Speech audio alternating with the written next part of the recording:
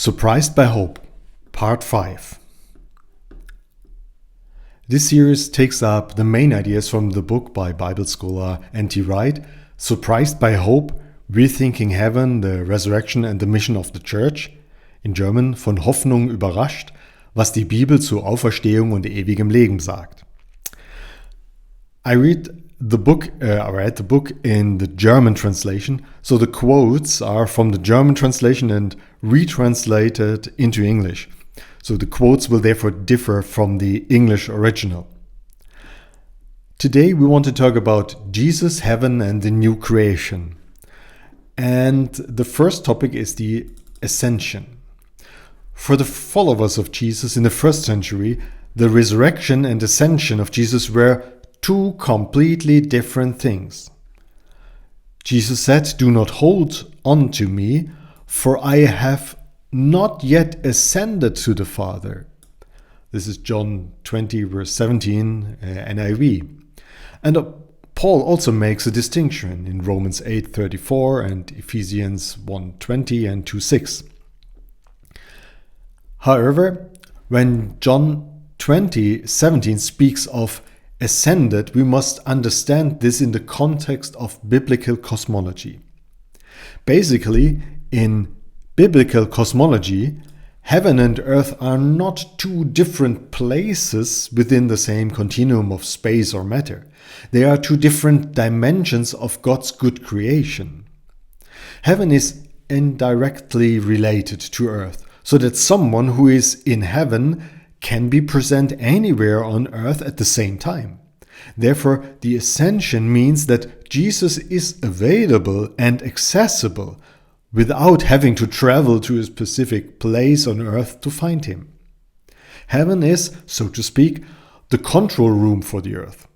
It is the office of the CEO, the place from which all instructions emanate. "All authority has been given to me," said Jesus at the end of Matthew's Gospel, "in heaven and on earth." According to the text of the New Testament, Jesus did not go to heaven at his resurrection, nor did his soul. What idea does the text of the New Testament convey? N.T. Wright writes, "The idea of the man Jesus, who is now in heaven, in his thoroughly embodied resurrection state, is a shock for many people, including many Christians."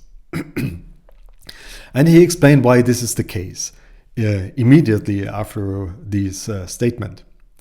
Sometimes this is because many people think that Jesus was divine, then stopped being divine and became human, only to stop being human again after a while in order to return to the divine mode of existence. At least that's what Christians supposedly believe, according to many people. More often, however, this is because our culture is so accustomed to the Platonic idea that heaven is by definition a place of spiritual, not material reality, that the idea of a real body that is not only present in heaven, but thoroughly at home there, seems to them like a confusion of categories, i.e., philosophically defined forms of state. And if you too are now surprised, N.T. Wright writes, "The Ascension invites us to rethink all these things. And anyway, why did we assume we knew what heaven was?"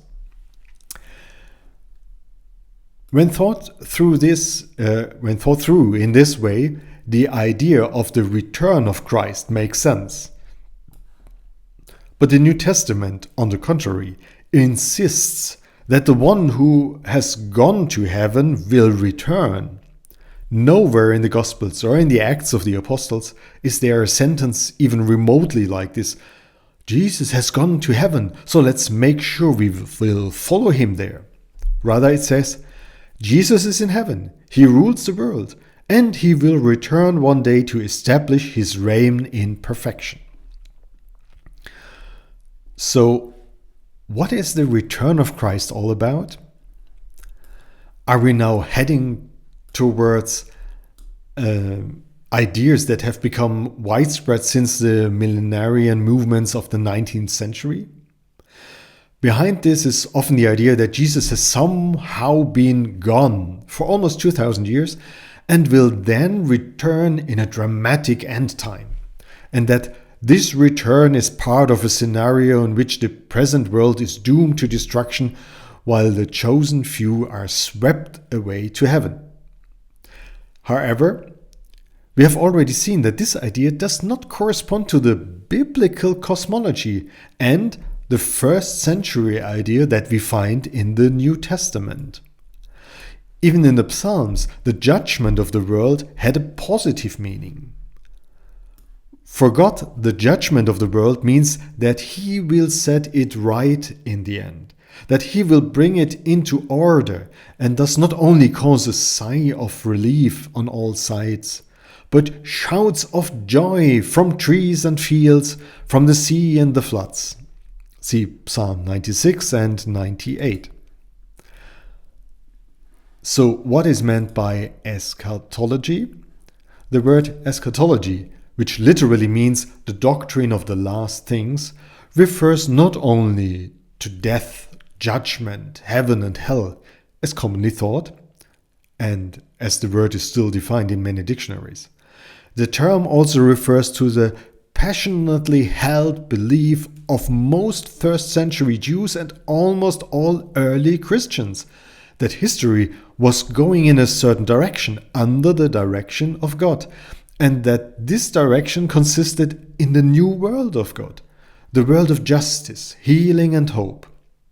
The transition from the present world to the new world would not be a matter of destroying the present spatio-temporal universe, but a matter of radically healing that universe. So when N.T. Wright and many others use the word eschatology, we don't simply mean the return of Christ, much less a particular theory about that return. We mean the whole meaning of God's future for the world.